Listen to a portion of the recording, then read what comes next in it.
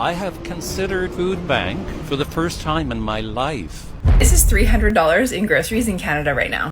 Our housing is prohibitively expensive. They're definitely more expensive. Trying to keep it on budget. Salary's not increasing, but the prices are. It's not just the cost of rent, it's groceries, it's insurance, it's childcare, it's a whole lot for so many. So apparently Canada just saw 1 in 20 businesses close in 1 month. Trying to find a job as a young person in Canada right now is not easy. Youth unemployment in Canada continues to rise. The average salary is $68,000 a year, and the average hourly wage is $35 an hour. You've probably wondered, why is homelessness so bad here? I don't think Canadians realize how bad this is going to get. Canada is officially dead. Canada is done. So inflation's heating up again. Welcome to Canadian Rant, the voice of millions of Canadians who are tired of watching our country fall apart while politicians pretend everything's fine. Canada, once known for stability, fairness, and opportunity, is now facing the worst economic performance in the entire G7. Since the Liberals and Mark Carney's influence began shaping this economy, we've seen nothing but decline, and Canadians are paying the price. We're living through the worst housing crisis in our history, where young people can't dream of owning a home, and families are one rent increase away from homelessness.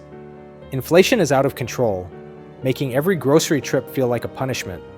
Gas prices, sky high, grocery baskets, smaller, pricier, emptier, federal debt, the largest in Canada's history, and it's still growing.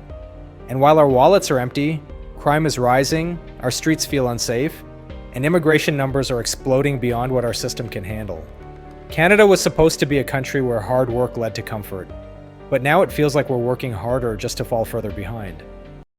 Nah, we are actually cooked. Now just take a look at the business investments per capita for Canada versus the US. And if you look in 2015, 2016, this is when we had the real crash. And the Liberals got in office around 2015, 2016. I mean, we have had a downhill trend for the last couple of years. And the US is outperforming us almost by double. And imagine this graph lined up with every other country in the world. I mean, we just really need to start investing more into our economy and infrastructure. Our housing is prohibitively expensive, not only in absolute sense, but also in comparison to the Americans. Our healthcare system is under terrible stress. The same can be said for the education system. Even Ontario now, which was Canada's richest province, is poorer in terms of per capita GDP than Mississippi, which is the Americans' most poverty-stricken state. And 1 1/4 Canadians have food insecurity now. Define food insecurity. Well, there's metrics on it, but basically they're skipping meals or children are unable to be fed what they need. Okay, so 1 in 4. And food bank lines have doubled, and these are terrible consequences of economic policy and attention. Yeah, it really hits home. Welcome to today's update on the Canadian economy. A recently released inflation report suggests that the Bank of Canada may be poised to cut interest rates once again. In September, Statistics Canada reported an unexpected rise in the Consumer Price Index of 2.4% year over year, surpassing projections of 2.2%. However, leading economists believe this spike will not deter the Bank of Canada from considering another rate cut next week. Andrew Hensich, an economist at TD Economics, noted that while this single month of higher inflation is noteworthy, it doesn't necessarily indicate a new trend, urging caution in interpreting these figures. He emphasized that despite inflation pressures, the bank still has room to maneuver with potential cuts. Economists highlight that the Canadian economic outlook remains precarious, with elevated unemployment levels suggesting an economy struggling to gain momentum. Following a successful 25 basis point cut in September, Governor Tiff Macklem acknowledged the ongoing uncertainties clouding economic growth. Inflationary pressures in September were mainly driven by increased grocery prices and rents. Bloomberg suggests that investors are pricing in a 66% likelihood of a rate cut when the bank announces its decision on October 29. As we continue to monitor these developments, stay tuned for insights on how these economic shifts may impact the commercial real estate market in Canada. Don't forget to like and follow GTA Commercial Brokers for more updates. Given that so many of our constituents are struggling to pay bills, and it's not just the cost of rent, it's groceries, it's insurance, it's childcare, it's a whole lot for so many, and you'll be hard-pressed to find anyone for whom life hasn't become more expensive under the UCP. No caps on rent, no caps on utilities, no caps on classroom sizes. It seems the only thing that this government is willing to cap is debate time. So to the Minister of Affordability, why has his government refused to take any tangible steps to help Albertans? Make it make sense. A big few days for the economy and for interest rates. New inflation data just out shows the impact of American tariffs on consumer prices in the U.S. and Canada. Canadian inflation rose to 2.4% last month.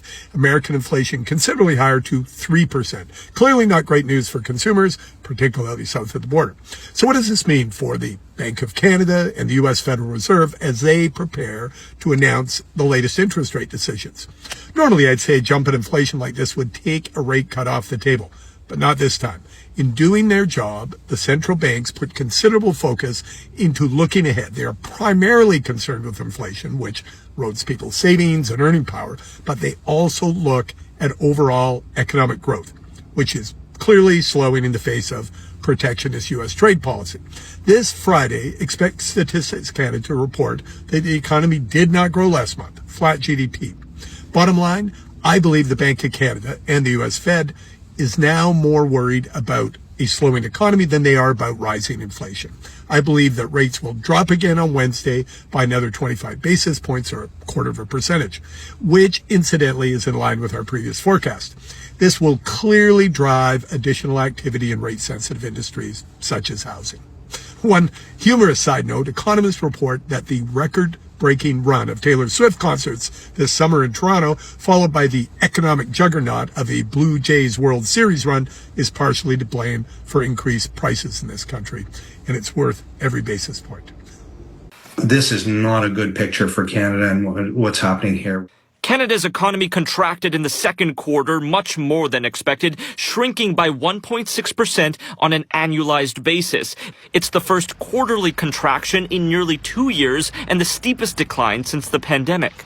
Vehicle exports plummeting nearly 25%, industrial machinery exports and travel services also falling drastically. In fact, Canada saw an unprecedented trade deficit in the second quarter, with a big gap between its minimal exports versus its massive amount of imports. The difference between the two, a whopping $19.6 billion in goods and services. All of it raising fears of a recession, which economists say Canada would be in if the GDP sees another decline in the third quarter of this year. You just saw it. Not headlines, not theories. Real footage of Canada collapsing in real time. Empty store aisles, shuttered small businesses, families packing up and leaving the country they once called home. This isn't a movie. This is happening right here, right now.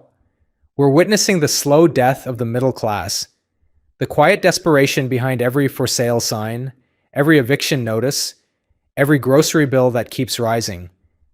And yet, the people in charge tell us to stay positive, to trust the system, to believe things are getting better. But tell me, how much more can Canadians take before something breaks? This is more than an economic collapse. It's a collapse of hope. But hope doesn't vanish on its own. It's taken from us by greed, silence, and corruption. And that's why we're here, to take it back. So if you're watching this and you feel angry, tired, or helpless, remember, you're not alone. Because the first step to change is seeing the truth. And the next step is speaking up. Canada's annual inflation rose to 2.4% in September, up from 1.9% the prior month, which surpassed expectations. Now, this jump was driven largely by food inflation, with grocery prices up significantly, and by a smaller than expected drop in gasoline prices, which had been helping keep inflation lower. For the Bank of Canada, this poses a bit of a mixed signal. Now, inflation is showing upward pressure, which argues against immediate rate cuts, yet the underlying core measures and economic growth, it still remains weak, and which means that there should be room for cuts. Rate cut is still possible, but the earlier than expected timing may be delayed or more cautious given this inflation uptick. With a rate announcement scheduled for next week, I'm curious what you think will happen. So as you may or may not know, Canada is officially dead. Canada is done. It had been declining steadily and heavily for 10, 11, 12 years now, but officially dead. And it's wild how so many people don't realize what's happening in their own country, where anywhere I go in the world, people hear that I'm Canadian, they're like, I'm sorry for your loss. Yeah, many people down here in Costa Rica have left Canada because they realize that it is just deceased. Beyond all of the ridiculous immigration, the laws, the wokeism, the trade deals with America that is absolutely done, our economy collapsing, the freedom of speech laws that are being passed, a government that absolutely is on a trajectory to just completely implode the country. It is sad, honestly. And it's wild how more people don't realize that it's one of the most unaffordable countries. We have the worst healthcare. Soon, me being a Canadian saying this online is going to be illegal? If it's not already legal? Like, what is hate speech? It's just absolutely wild. So, if you have ever considered packing up your bags, leaving Canada, getting out, renouncing your residency, you can absolutely do that. There are many places in the world that are wonderful, that are beautiful, that are affordable, where you can get great healthcare, education, although I do recommend homeschooling your kids so that they don't become brain dead like the rest of society. But yeah, there are other options. So I know so many of you that have been messaging me being like, Sam, Canada, how do I leave? It's not that hard. You just need to make a plan, pick a country, get a visa. Oftentimes you don't even need a visa. Pack up your life and move there. I always tell you that being an entrepreneur is the easiest way, so that you are not location dependent and that you are not job dependent. When you have the ability to work from anywhere in the world, it means that you can go and move anywhere in the world when you realize that your country is absolutely destroyed. So yeah, this little video is to bring awareness and to write you a permission slip that if you're not happy where you are and you realize that your country is completely an abomination, you can get up and leave. Okay, bye. We're on the path to being in trouble. So that's what our 5-year forecast, the numbers that we released earlier this week, indicate. That if left unchanged, the fiscal path that the government's currently on will definitely result in us being in quite a bit of trouble and having to make some hard decisions. Now, in getting here, what do you attribute this to? Is this like Donald Trump's trade policies, the roosters coming home to nest, or is this about government spending priorities and not controlling it? I think it's kind of a little bit from column A and a little bit from column B. So there definitely is an impact in comparison to our previous forecast. You can definitely see the impact on the overall growth for the Canadian economy. A larger part of it is the government policy decisions. So there ends up being about $115 billion in net new costs since the last time we prepared a forecast back immediately prior to the election in March 2025. And a good part of that is attributable to defense.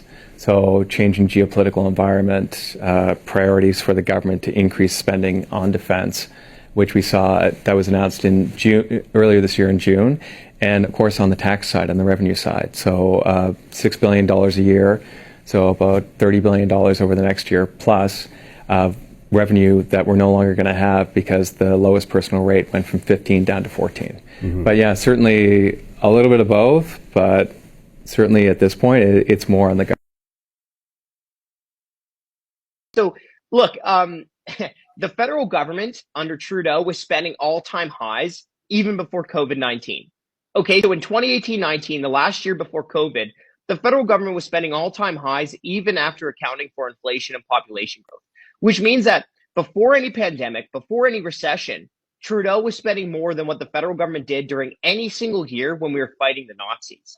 Right? Let's just put that into perspective. So no kidding, this is unsustainable. No kidding, the debt has more than doubled over the last 10 years. And no kidding, Canadians are getting absolutely taken to the cleaners because interest charges are now costing us more than $1 billion every week. Canada is in serious trouble and this guy may be the one to blame.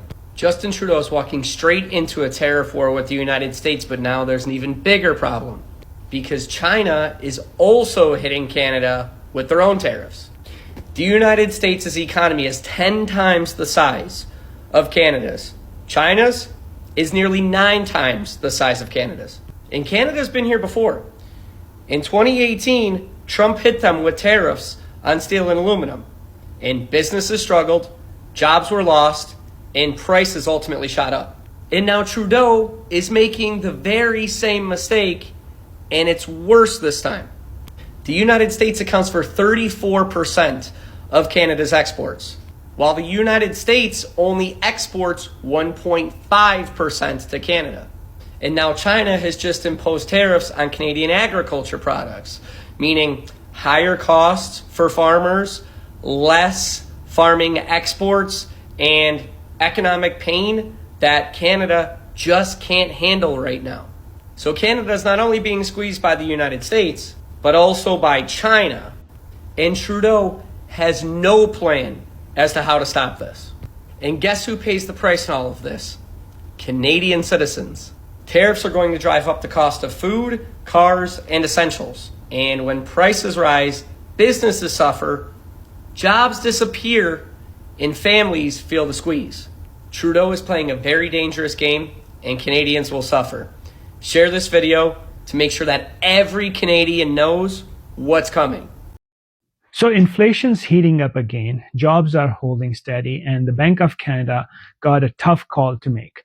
The latest number shows that the inflation rose to 2.4% in September, which is up from 1.9% the month before. Now, we had the employment numbers for the month of September from Stat Canada that shows that there were 60,000 jobs added to the Canadian economy, and while the unemployment stayed at 7.1%.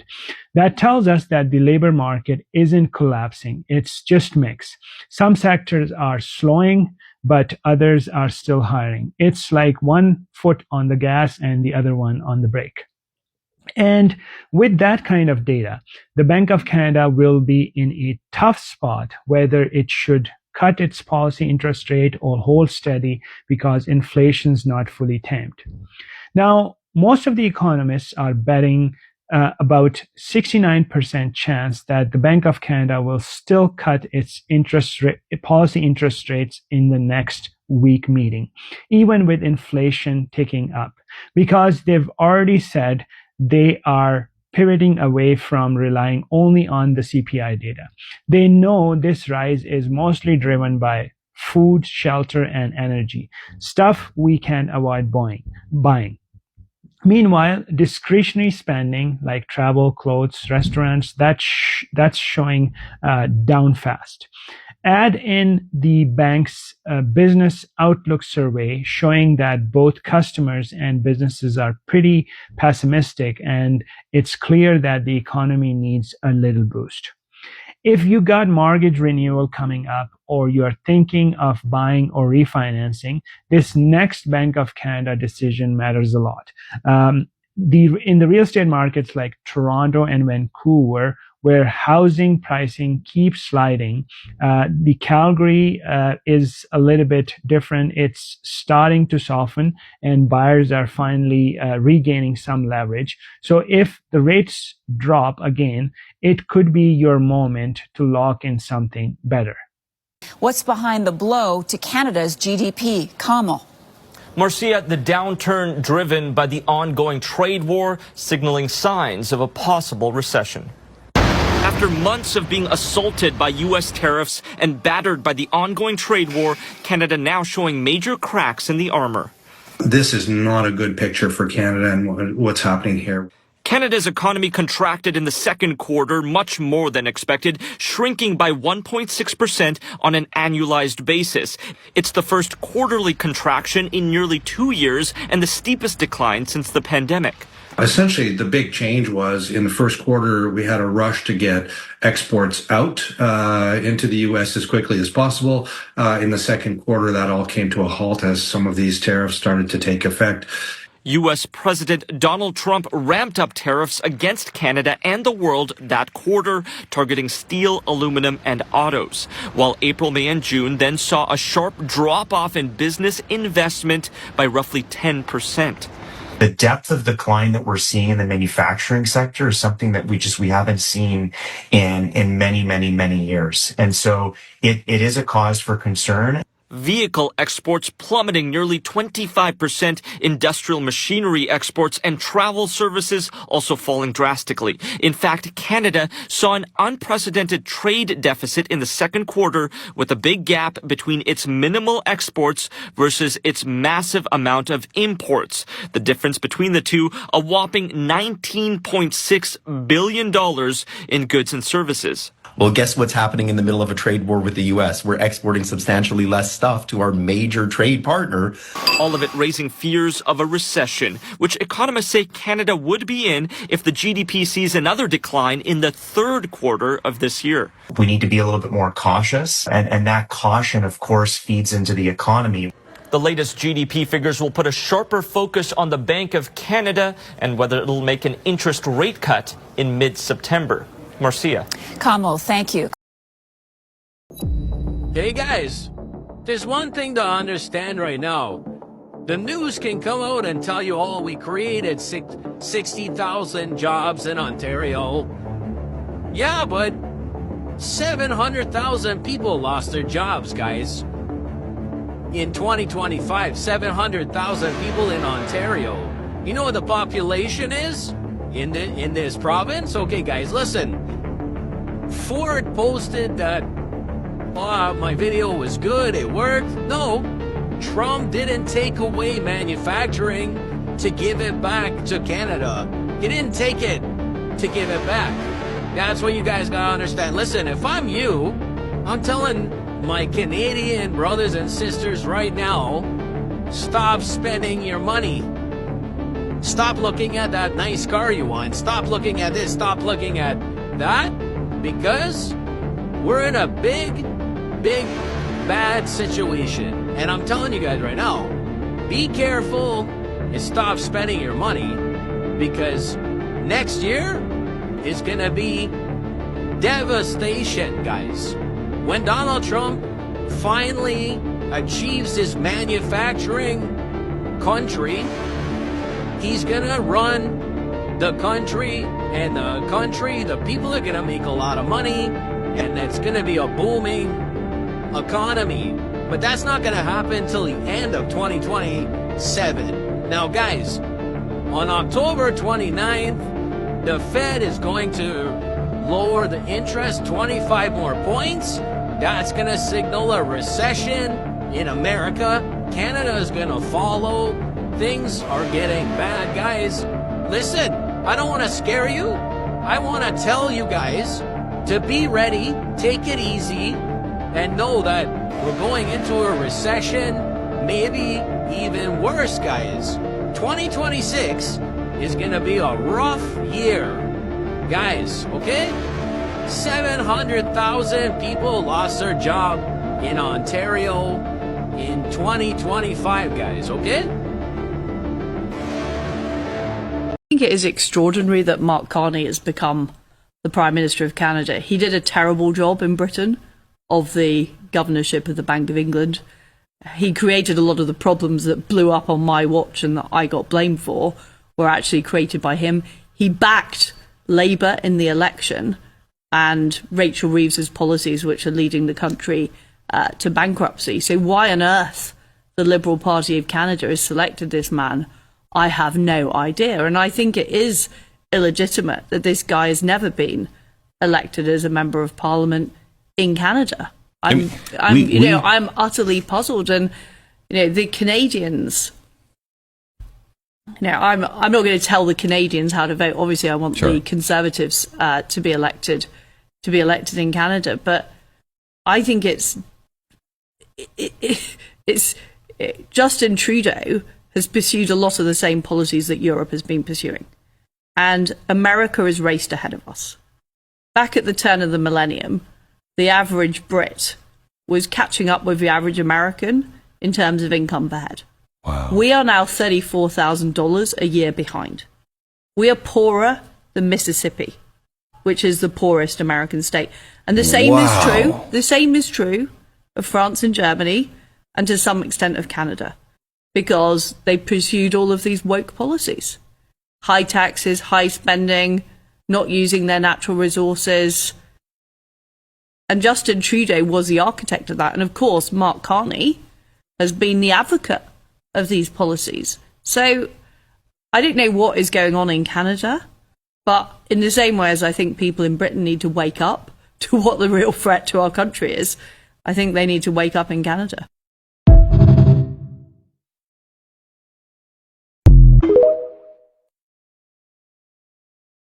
I don't think Canadians realize how bad this is going to get. If the trade with the US doesn't restart soon, we are in for an economic collapse. And like one that we haven't seen since the 1980s or even the Great Depression. Like, this is huge. The US roughly buys 75% of all of our exports. If that trade freezes, factories are going to shut down in upcoming months. It's not like this is going to be happening in 5 years from now. Upcoming months we're talking about. Jobs will be vanishing tomorrow. Stock market's going to plummet. Dollar's going to go to crap. Economists are now saying that it's going to lose 20 to 30% of its value. And when the dollar drops, imports explode in price. They're also saying that inflation is going to jump 15 to 20%. So that butter that is $9 right now will be $14 in 2026. Gasoline will be up 30 to 40%. Every grocery trip is going to cost hundreds more a month. That kind of shock is going to force the Bank of Canada into an impossible choice. Raise interest rates to save the dollar or cut them to save the jobs. Either way, we are screwed. We're talking Great Depression level. GDP down 10%, unemployment doubling. It's going to be so... So when people say, oh, it's just negotiation. No, it's our economy's lifeline. If the trade with the US dies, Canadians' entire standard of living goes with it. The Liberal leadership have had months to table a negotiation. Months. Well, actually, the Liberal voters sent him in because they thought that he was the best guy. He gets to the White House. I wore this tie for you, Donald Trump. What am I watching? I'm heartbroken for my fellow Canadians. I'm extremely sad. I know this didn't go your way, but enough is enough. It's time to wake up. It's time to realize that you might have made a mistake. That Mark Carney might have not been the guy. At this point, send in a fucking beaver to do the negotiations because nothing's happening. Where is the leadership? We're going to allow the Premier of Ontario to interfere with the US election and use a former president's voice for an advertisement here in Canada? What's going on? Absolutely not. And any true leader would have stood up and said, absolutely not. From the bottom of my heart, I apologize for this. This will not happen again. And pressure Doug Ford to step down. Completely unacceptable. But there's no leadership there. And he won't. He won't hold Doug Ford accountable because they're buddy-buddy. They like to cozy up by the fire and have chats. This is disgraceful. Sad that the only person who's calling this out is Pierre Poilievre, the leader of the opposition. It is not his job right now. He's not the Prime Minister. We're looking at you, Mark Carney. But yet we're shown again that we can only look for leadership in the leader of the opposition. What is going on? We are so screwed. A secret RCMP report recently obtained through an access to information request paints a dire picture of Canada's future, one where economic collapse, declining living standards, and widespread civil unrest are no longer hypothetical, but imminent. The report, titled Whole of Government 5-Year Trends for Canada, was never meant for public eyes, containing, quote, special operational information distributed only among top government decision makers and law enforcement. Its conclusion? Canadians are running out of money, running out of hope, and once they realize the depth of their economic despair, they could revolt. The upcoming period of recession will accelerate the decline in living standards that the younger generations have already witnessed compared to earlier generations, the report states. It warns that, quote, many Canadians under 35 are unlikely ever to be able to buy a place to live. In other words, an entire generation has been priced out of the dream their parents took for granted. The situation is expected to worsen. Quote, right from the get-go, the report authors warned that whatever Canada's current situation, it will probably deteriorate further in the next 5 years. The RCMP also acknowledges that economic forecasts for the rest of the decade are bleak, echoing the ominous warning from French President Emmanuel Macron that, quote, the end of abundance is upon us. This isn't just alarmism. It's backed by hard data. Canada's economy is failing, and the government knows it. Recent data from the OECD reveals just how catastrophically Canada has mismanaged its economy. Since 2015, real GDP per capita, the best measure of how an economy benefits individual citizens, has grown by a miserable 1.4%. This puts Canada second to last among all OECD countries, only ahead of Luxembourg, which actually shrank. To put that into perspective, over the same period, the United States grew by 18.2%. The OECD average was 13.6%. Poland saw 40.1% growth, and Ireland a staggering 41.7%. This means that if Canada had simply kept pace with US productivity growth, the average Canadian would be earning $5,500 more per year, a figure that could mean the difference between affording a home and being permanently trapped in the rental cycle. But rather than address this economic catastrophe, the Liberal government has doubled down on failed policies over and over again.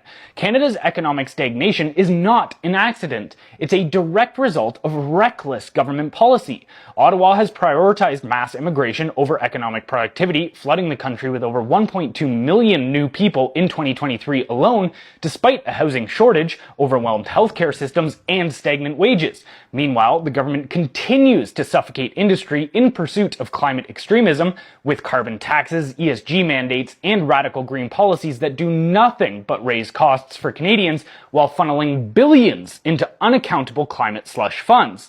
And while Canadians struggle to make ends meet, the government has grown into a bloated, parasitic entity consuming way more wealth than it creates. In fact, it creates no wealth. The number of federal employees has exploded by over 108,000 since Trudeau took office, and taxation has reached historic levels. We now pay more in taxes than on food, housing, and clothing combined. This isn't sustainable. The more socialist Canada becomes, the worse life gets. Government-controlled economies have turned a once thriving country into a stagnant, overtaxed mess where home ownership is out of reach, wages are stagnant, and personal wealth is eroded by inflation and bureaucratic waste. If Canadians do not wake up, we are headed for total economic collapse. The RCMP's memo makes it clear. People will only tolerate this for so long before frustration boils over. The solution isn't more government programs, more bureaucracy, or more empty promises from disconnected elites. The solution is simple. Cut the cancer of government waste, end reckless immigration policies that strain our economy, and stop sacrificing our prosperity to the delusional climate cult. Canada does not need more socialism, it needs economic freedom. If we do not change course, we will get exactly what the RCMP is predicting, an angry, impoverished population with nothing left to lose. Over the past few weeks, we've now seen consistent reports on Canada's economy that have been difficult to ignore. The signals are very clear right now. Things are slowing down. In some ways, we may already be in a recession. I personally think we are in one right now. First of all, it started with the GDP numbers. In the second quarter, the Canadian economy actually shrank at an annualized pace of 1.6%. That's not just a small dip either. That's the sharpest correction we've seen since the pandemic. and the first time in nearly 2 years that the GDP has actually moved backwards. While the Bank of Canada has penciled in some weakness, most economists were only calling for about 0.7% decline. In other words, the slowdown has hit twice as hard as experts expected it to. Then, of course, we had the jobs data last week in August. We lost 66,000 jobs. That's not even a small adjustment. It's a massive number. National unemployment rate obviously went up to 7.1%, which marks the highest level we've seen in 9 years outside of the pandemic. Even more concerning is the trend in long-term unemployment. The number of Canadians out of work for more than 6 months is creeping back towards levels we haven't seen since 2011. That kind of trend is really hard to reverse. Now, if you look at the breakdown regionally, in Toronto, unemployment has surged to more than 9%, the highest level in 15 years. Obviously, youth unemployment, very concerning, has climbed to 14% in Toronto. I think even nationally, youth unemployment is even higher than that. So to put that into perspective, these are the kind of figures that we easily associate with a recession. And Desjardins even pointed out that youth unemployment has risen far faster than unemployment among older age groups. So it's one thing when the labor market slows down overall. It's another when an entire generation can't even start, right? Their careers. They're being totally shut out from beginning their whole career path. So what's the big question? How do we get here? I think a huge part of the answer is definitely the way immigration policy was handled. Over the past, I would say 5 to 10 years, Canada leaned heavily into immigration as the main driver of growth. Over 1 million newcomers a year were arriving in Canada, right? We saw the statistics, the news, right? Obviously a mix of foreign students, permanent residents, temporary foreign workers. During the immediate post-pandemic recovery, this made sense to do this, but it's because some businesses were desperate for labor, even though I don't really think we truly had a labor shortage during that time. All right, restaurants, retailers, hotels, entertainment venues couldn't hire fast enough, so we started bringing in a lot of people to fill the gaps. The government relaxed work restrictions for international students and non-permanent residents. So in the short term, it worked. But as the economy cooled, that strategy backfired majorly. The number of jobs available has not kept pace with the amount of workers coming into Canada. Too many people are chasing too few jobs and opportunities. The result is higher unemployment, especially among young Canadians who now face competition from not only their peers, but also from waves of foreign workers and international students that are entering the job market at the same time.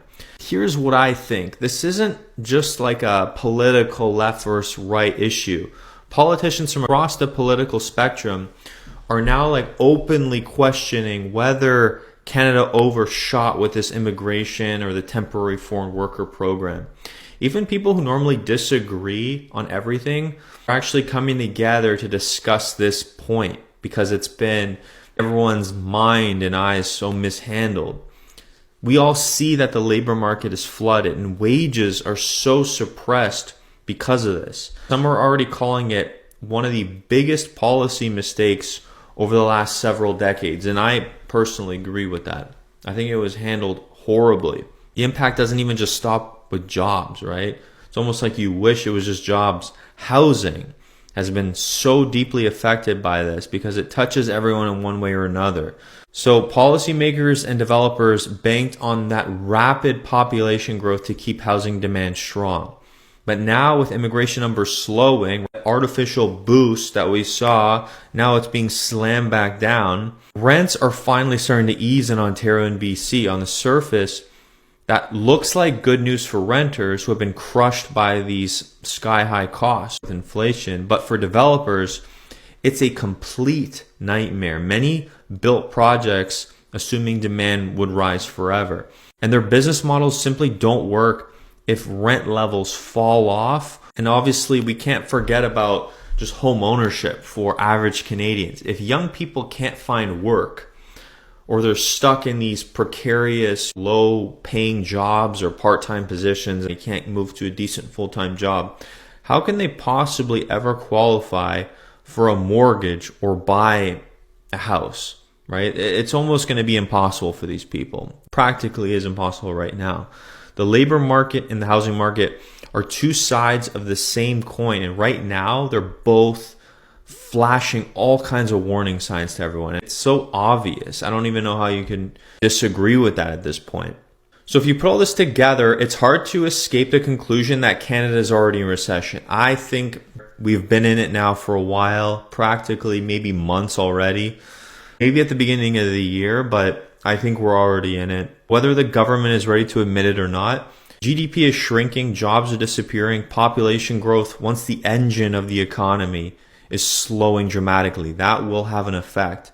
Even nominal GDP, the raw dollar value of everything produced, is at a risk of moving lower now. The one bright spot on the horizon is interest rates, but I personally have my own thought on it. So markets are now pricing in 90% chance that the Bank of Canada will cut rates on September 17th, which is just about 9 days from now, up from only 40% just a few weeks ago. So with the US Federal Reserve expected to cut rates this month, the BOC has political and economic cover to make the move. So for the 60% of Canadians who will have to renew their mortgages over the next year and a half, that could bring some relief. Even a modest drop in borrowing costs will help that financial strain. I personally don't think it's going to improve the housing market at all, because these cuts will just signal that our economy is in a bad spot. Now, this is obviously like a short-term thing, right? These cuts are not going to fix everything, right? There'll be a short-term solution, but you can't just paper over these massive structural problems with our economy with cheaper debt. We're already loaded up to the you-know-what with debt, right? We have some of the highest debt to GDP, debt to income levels, whatever you want to measure debt by, in the entire world. And we've been following or just relying on debt too much in Canada, on rapid population growth, low interest rates to prop up the economy, while ignoring productivity, innovation, and long-term competitiveness. And I think now we're going to pay the price, unfortunately. And I think, what's going to happen is, unfortunately, there's going to have to be a reset, right? We have to have immigration targets match our economic capacity, or what we're even able to produce as a country. That means we need to invest in more productivity and not just relying on more people and more debt to hopefully do something. We need some sort of real housing strategy that prioritizes affordability and sustainability to actually purchase properties. We're not talking about rentals here. You can't just have, again, endless construction and speculation like we have before. Until these changes happen, we're just going to keep going on this same road. Boom and bust, growth, contraction, emergency cuts followed by emergency hikes, right, if things get too hot again. And again, who pays the price every time this happens? It's not the policymakers, right? It's not the corporations in Canada. It's the people who are working the normal jobs, nurses, teachers, the average Canadian, families who are crushed by housing costs, homeowners staring down mortgage renewals. Young people are losing hope before they even get started. It's sad. I think rate cuts might buy us some time personally, but they're not going to buy us like a brighter future in any means. Unless Canada changes course, we're going to be stuck in this cycle of repetitiveness over and over. And unfortunately, every downturn will feel worse than the last. So let me know what you guys think of that.